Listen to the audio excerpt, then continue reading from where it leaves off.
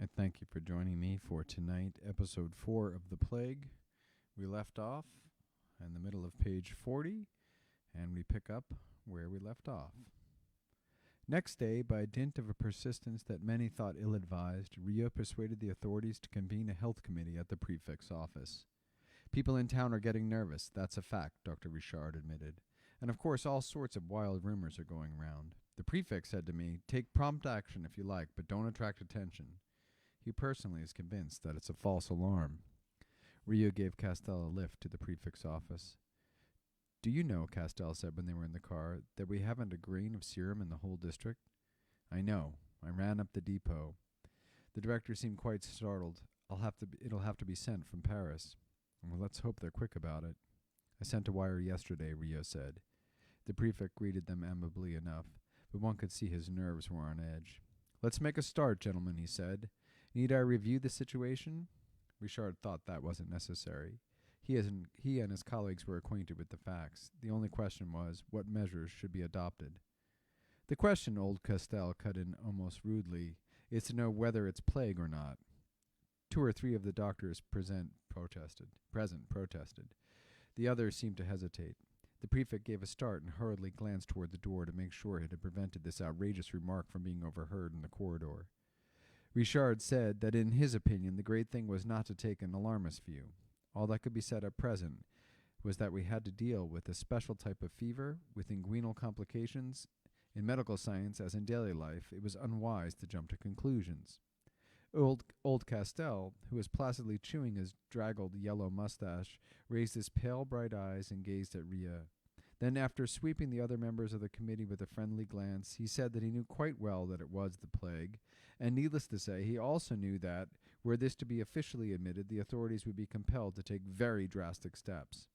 This was, of course, the explanation of his colleagues' reluctance to face the facts, and, if it would ease their minds, he was quite prepared to say it wasn't plague.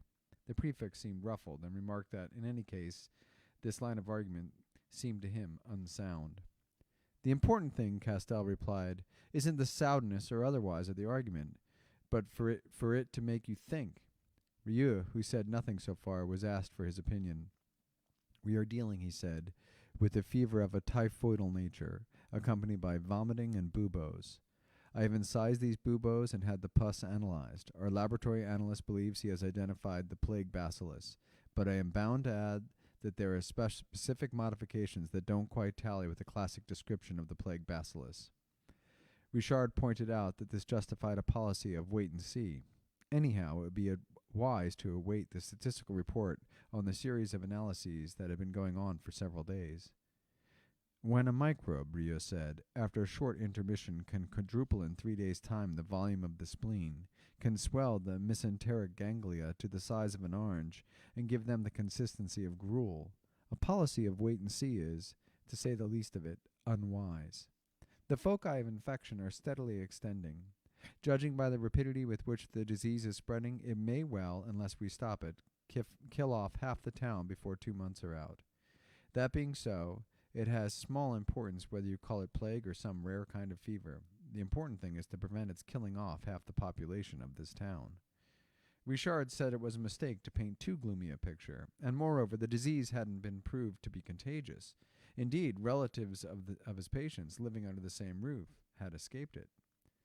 "But others have died," Rieux observed, "and obviously contagion is never absolute. Otherwise you'd have a constant mathematical progression, and the death rate would rocket up catastrophically.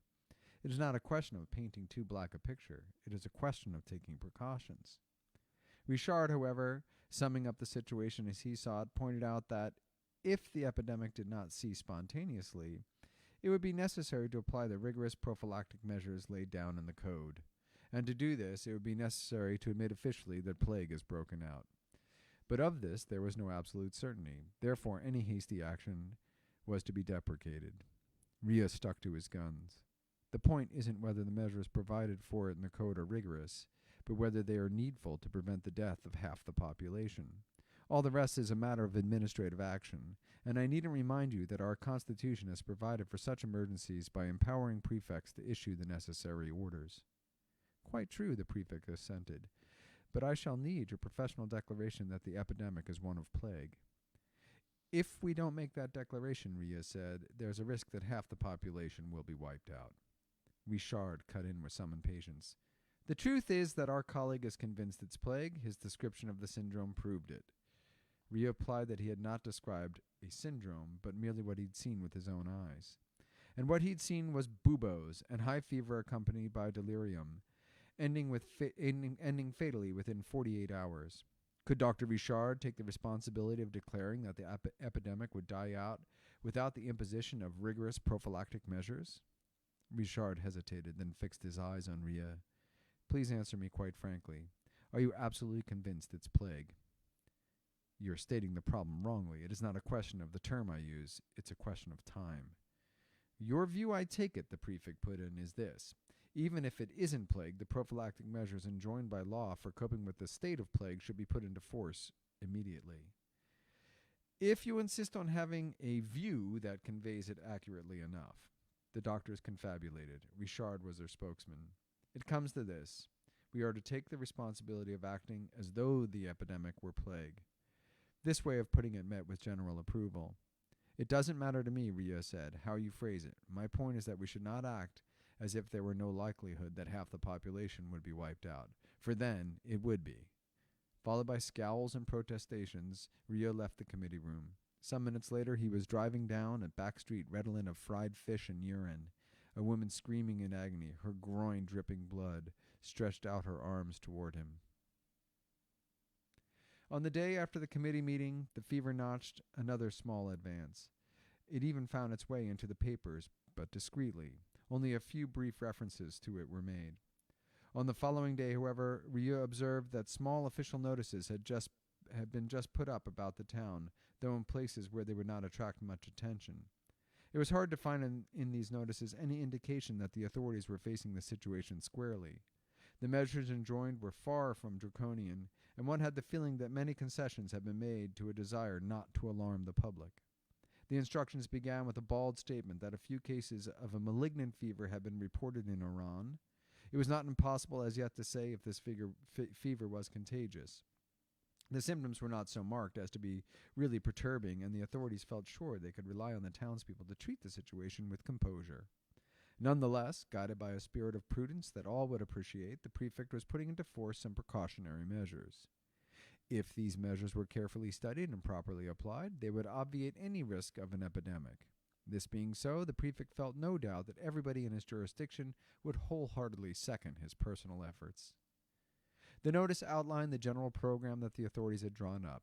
It included a systematic extermination of the rat population by injecting poison gas into the sewers and a strict supervision of the water supply.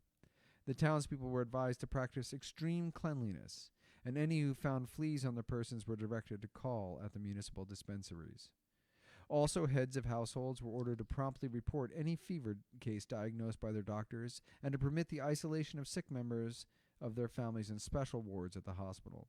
These wards, it was explained, were equipped to provide patients with immediate treatment and ensure the maximum prospect of recovery. Some supplementary regulations enjoined compulsory disinfection of the sick room and of the vehicle in which the patient traveled. For the rest, the prefect confined himself to advising all who had been in contact with the patient to consult the sanitary inspector and strictly follow his advice. Dr. Rieu swung round brusquely from the poster and started back to his surgery. Grand, who was awaiting him there, raised his arms dramatically when the doctor entered. Yes, Rieu said, I know. The figures are rising. On the previous day, 10 deaths had been reported. The doctor told Grand that he might be seeing him in the evening, as he had promised to visit Cottard. An excellent idea, Grand said. You'll do him good. As a matter of fact, I find him greatly changed. In what way? He's become amiable. Wasn't he amiable before? Grand seemed at a loss. He couldn't say that Cottard used to be unamiable. The term would have been correct. But Cottard was a silent, secretive man, with something about him that made Grand think of a wild boar. His bedroom, meals at a cheap restaurant, some rather mysterious comings and goings, these were the sum of Cottard's days. He described himself as a traveling salesman in wines and spirits. Now and then he was visited by 2 or 3 men, presumably customers. Sometimes in the evening he would go to a movie across the way. In this connection, Grand mentioned a detail he had noticed, that Cottard seemed to have a preference for gangster films. But the thing that had struck him most about the man was his aloofness, not to say his mistrust of everyone he met. And now, so Grand said, there had been complete change. I don't know how to put it, but I must say I have an impression he's trying to make himself agreeable to all and sundry, to be in everybody's good books. Nowadays he often talks to me, he suggests we should go out together, and I can't bring myself to refuse. What's more, he interests me, and of course I saved his life.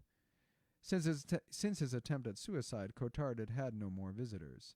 In the streets and shops he was always trying to strike up a friendship. To the grocer he was all affability. No one could take more pains than he to show his interest in the tobacconist's gossip. This particular tobacconist, a woman, by the way, Grand explained, is a holy terror. I told Cottard so, but he replied that I was prejudiced and she had plenty of good points. Only one had to find them out. On 2 or 3 occasions, Cottard had invited Grand to come with him to the luxury restaurants and cafes of the town, which he had recently taken to patronizing. There's a pleasant atmosphere in them, he explained, and then one's in good company. Grand noticed that the staff made much of Cottard, and he soon discovered why when he saw the lavish tips his companion gave. The traveling salesman seemed greatly to appreciate the amiability shown him in return for his largesse. One day, when the head waiter had escorted him to the door and helped him into his overcoat, Cottard said to Grand, "He's a nice fellow, and he'd make a good witness." "A witness? I don't follow." Cottard hesitated before answering. "Well, he could say I'm not really a bad kind of man." But his humor had ups and downs. One day, when the grocer had shown less affability, he came home in a tearing rage. "He's siding with the others, the swine." "With what others?" "The whole damn lot of them." Grand had personally witnessed an odd scene that took place at the tobacconist. An animated conversation was in progress, and the woman behind the counter started airing her views about a murder case that had created some stir in Algiers. A young commercial employee had killed an Algerian on a beach. "I always say," the woman began, "if they clapped all that scum in jail, decent folks could breathe more freely." She was too much startled by Cottard's reaction, and he dashed out of the shop without a word of excuse to continue. Grand and the woman gazed after him, dumbfounded. Subsequently, Grand reported to the doctor other changes in Cottard's character. Cottard had always professed very liberal ideas, as his per dictum on economic questions. "Big fish eat little fish," he implied. But now the only Oran newspaper he bought was the conservative organ, and one could hardly help suspecting he had made a point of reading it in public places. Somewhat of the same order was a request he made to Grand shortly before he left his sickbed. Grand mentioned he was going to the post office, and Cottard asked him to be kind enough to dispatch a money order for 100 francs to a sister living at a distance, mentioning that he had sent her this sum every month. Then, just when Grand was leaving the room, he called him back. "No, send her 200 francs. That'll be a nice surprise for her. She believes I never give her a thought, but actually I'm devoted to her." Not long after this, he made some curious remarks to Grand in the course of conversation. He had badgered Grand into telling him about the somewhat mysterious private work to which Grand gave his evenings. "I know," Cottard explained. "You're writing a book, aren't you?" "Something of the kind, but it's not as simple as that." "Ah," Cottard sighed. "I only wish I had a knack for writing." When Grand showed his surprise, Cottard explained with some embarrassment that being a literary man must make things easier in lots of ways. "Why?" Grand asks. "Why? Because an author has more rights than ordinary people, as everybody knows. People will stand much more from him." "It looks," said Rieux to Grand in the morning when the official notices were posted, "as if this business of the rats had addled his brain as it has done for so many other people. That's all it is, or perhaps he's scared of the fever." "I doubt it, doctor. If you want to know my opinion, He paused, with a machine-gun rattle from the exhaust de-radarization van that was clattering by. Rieux kept silent until it was possible to make himself audible, then asked, without much interest, what Grand's opinion was. "He's a man with something pretty serious on his conscience," Grand said gravely. The doctor shrugged his shoulders. As the inspector had said, he'd other fish to fry. That evening, Rieux had another talk with Castel. The serum had not yet come. "In any case," Rieux said, "I wonder if it will be much use. This bacillus is such a queer one." "There," Castel said, "I don't agree with you. These little brutes always have an air of originality. But at bottom, it's always the same thing." "That's your theory, anyhow. Actually, of course, we know next to nothing on the subject." "I grant you it's only my theory. Still, in a sense, that goes for everybody." Throughout the day, the doctor was conscious that the slightly dazed feeling that came over him whenever he thought about the plague was growing more pronounced. Finally, he realized that he was afraid. On 2 occasions, he entered crowded cafes. Like Cottard, he felt a need for friendly contacts, human warmth.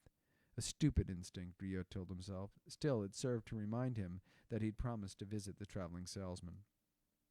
Cottard was standing beside the dining table when the doctor entered his room that evening. A detective story lay open on the tablecloth, but the night was closing in, and it would have been difficult to read in the growing darkness. Most likely Cottard had been sitting musing in the twilight until he heard the ring at his door. Rieux asked how he was feeling. Cottard sat down and replied rather grumpily that he was feeling tolerably well, adding that he'd still feel better if only he could be sure of being left in peace. Rieux remarked that one couldn't always be alone. "That's not what I meant. I was thinking of people who take an interest in you only to make trouble for you." When Rieux said nothing, he went on, "Mind you, that's not my case, only I've been reading that detective story. It's about a poor devil who's arrested one fine morning all of a sudden. People have been taking an interest in him, and he knew nothing about it. They were talking about him in offices, entering his name on card indexes. Now, do you think that's fair? Do you think people have a right to treat a man like that?" "Well," Rieux said, "that depends. In one sense I agree, nobody has the right, but all that's besides the mark. What's important is for you to go out a bit. It's a mistake staying indoors too much." Cottard seemed vexed and said that on the contrary he was always going out, and if need arose, all the people in the street could vouch for him. What's more, he knew lots of people in other parts of the town. "Do you know Monsieur Rigaud, the architect? He's a friend of mine." The room was in almost complete darkness. Outside, the street was growing noisier, and a sort of murmur of relief greeted the moment when all the street lamps lit up all together.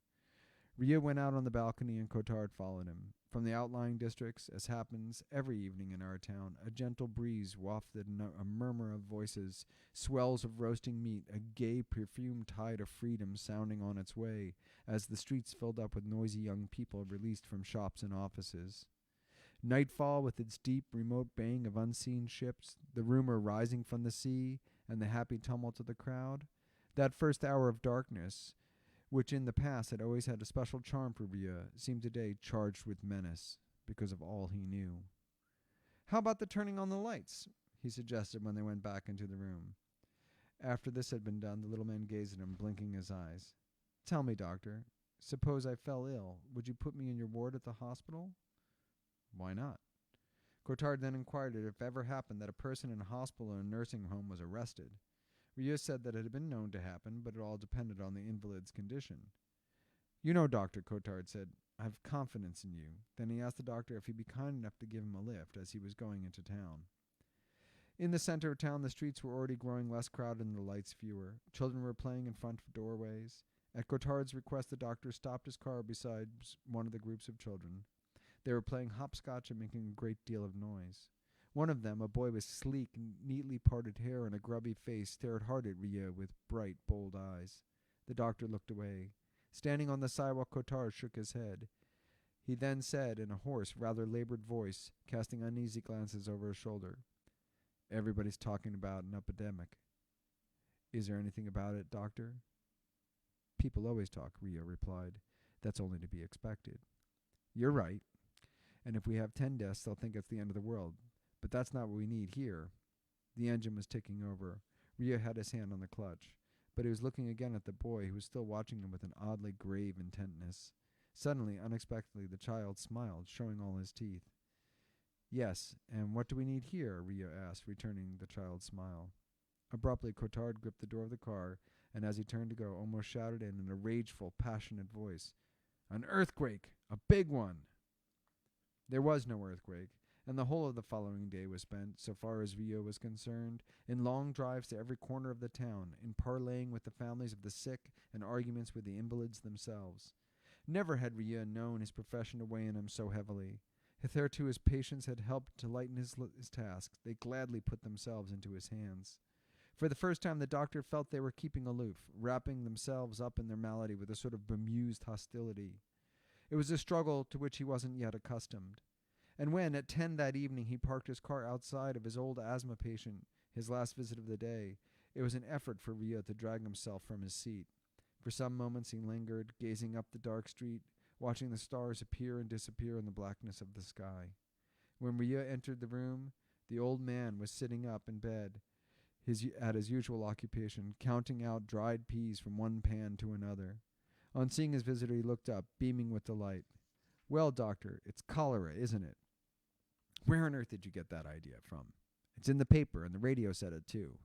"No, it's not cholera." "Anyhow," the old man chuckled excitedly, "the big bugs are laying it on thick. Got the jitters, haven't they?" "Don't you believe a word of it," the doctor said. He had examined the old man, was now sitting in the middle of the dingy little dining room. Yes, despite what he had said, he was afraid.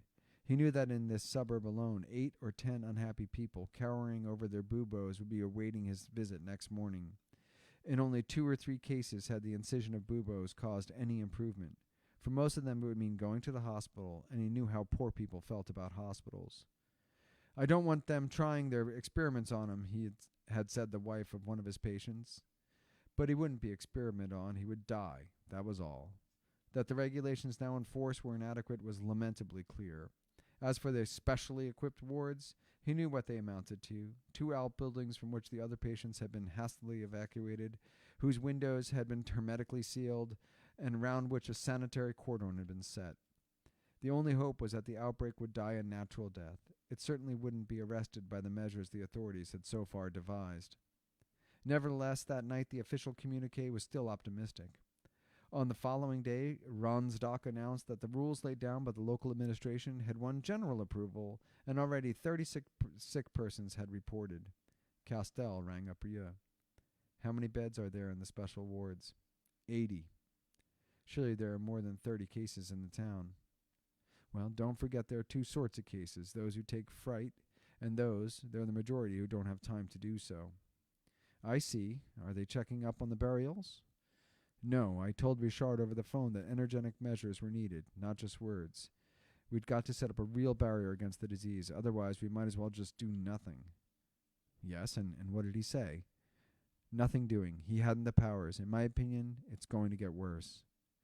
That was so. Within 3 days, both wards were full. According to Richard, there was talk of requisitioning a school and opening an auxiliary hospital. Meanwhile, Rio continuing incising buboes and waiting for the anti-plague serum. Castell went back to his old books and spent long hours in the public library. "Those rats died of plague," was his conclusion, "or of something extremely like it.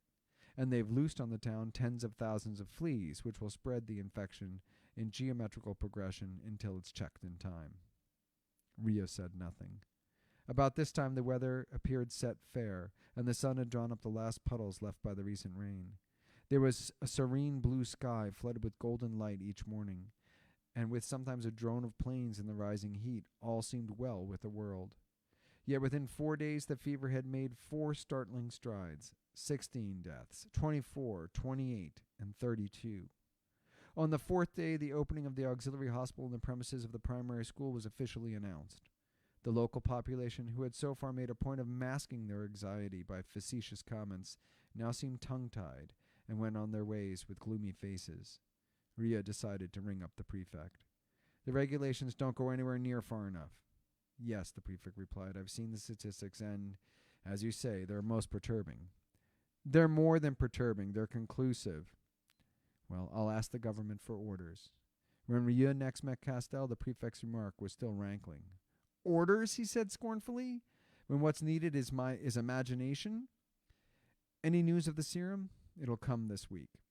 The prefect sent instructions to Ria through Richard, asking him to drop a minute to be transmitted for orders to the central administration of the colony. Ria included in it a clinical diagnosis and statistics of the epidemic. On that day, 40 deaths were reported. The prefect took the responsibility, as he put it, of tightening up the new regulations. Compulsory declaration of all cases of fever in their isolation were to be strictly enforced. The residences of sick people were to be shut up and disinfected. Persons living in the same house were to go into quarantine. Burials were to be supervised by the local authorities in a manner which will be described later on. Next day, the serum arrived by plane. There was enough for immediate requirements, but not enough if the epidemic were to spread. In reply to his telegram, Rio was informed that the emergency reserve stock was exhausted, but that a new supply was in preparation. Meanwhile, from all the outlying districts, spring was making its progress into town. Thousands of roses wilted in the flower vendors' baskets in the marketplaces and along the streets, and the air was heavy with their cloying perfume. Outwardly, indeed, this spring was like any other. The streetcars were always packed at the rush hours, empty and untidy during the rest of the day. Taru watched the little old man, and the little old man spat on the cats. Grand hurried home every evening to his mysterious literary activities. Cottard went his usual desultory ways, and Monsieur Auton, the magistrate, continued to parade his menagerie. The old Spaniard decanted his dried peas from pan to pan, and sometimes you encountered Rambert, the journalist, looking interested as ever in all he saw. In the evening, the usual crowd thronged the streets, and the lines lengthened outside the picture houses. Moreover, the epidemic seemed to be on the wane. On some days, only 10 or so deaths were notified. Then all of a sudden, the figure shot up again, vertically. On the day when the death toll touched 30, Dr. Rieu read an official telegram the prefect had just handed him, remarking, "So, they've got alarmed at last." The telegram ran, "Proclaim a state of plague. Stop. Close the town." And with that, we come to the end of part 1. Thank you.